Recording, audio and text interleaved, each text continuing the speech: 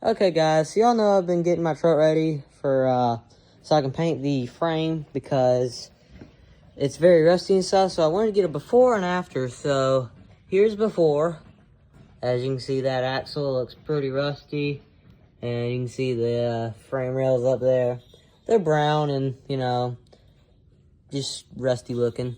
So there's the rear axle, and then up here in the front, this frame rail over here, kind of rusty, not really good looking.